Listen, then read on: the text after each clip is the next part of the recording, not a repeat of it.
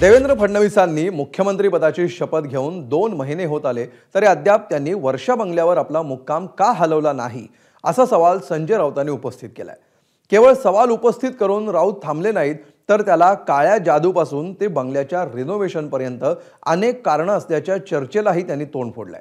त्यावरून सत्ताधारी आक्रमक झाले असून त्यांनीही राऊतांना प्रत्युत्तर दिलंय। वर्षा बंगल्याबाबत नेमकी काय चर्चा रंगली आहे याचा आढावा घेणारा हा स्पेशल रिपोर्ट।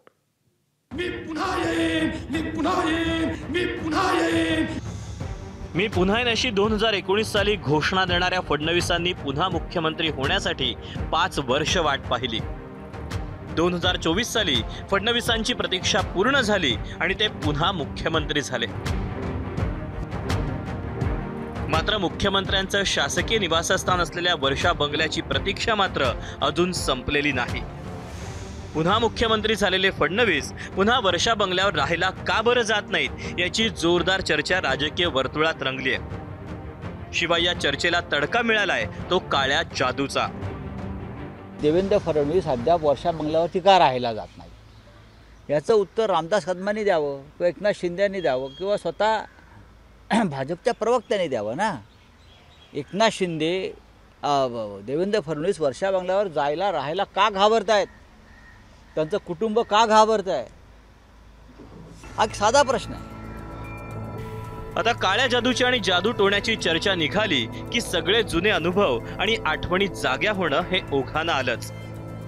राऊतांनी काळ्या जादूचा उल्लेख केल्यानंतर शिंदेंच्या नेत्यांनीही वर्षा बंगल्यावर आलेले अनुभव सांगायला सुरुवात केली।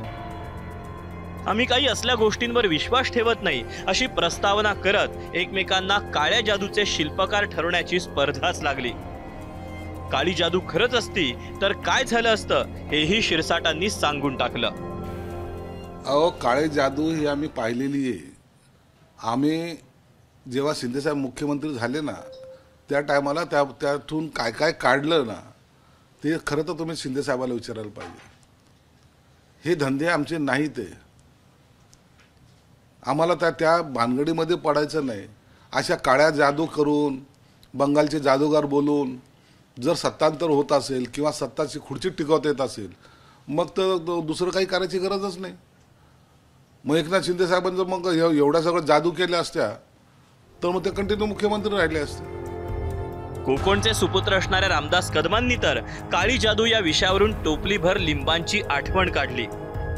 वर्षा बंगल्यावर यापूर्वी एवढं लिंबू महात्म्य घडलं होतं हे या निमित्तानं पहिल्यांदाच महाराष्ट्रासमोर आलं। जणू काय एकनाथ शिंदे यांनी काय ती काळी जादू केली आणि म्हणून ते येत नाहीत देवेंद्र फडणवीस अशा या पद्धतीच्या बातम्या हे संजय राऊत साहेब देत आहेत। आता तेवढंच बाकी होतं। मी संजय राऊत साहेबांना सांगेन, माझ्या माहितीप्रमाणे एकनाथ शिंदे त्यांच्या भाषणामध्ये जाहीरपणे बोललेत की ज्या वेळेला वर्षा बंगला सन्माननीय आदरणीय उद्धव ठाकरे यांनी सोडला त्यावेळेला एक टोपलीभर लिंबू मिळाले वर्षा बंगल्यावरती, टोपलीभर लिंबू।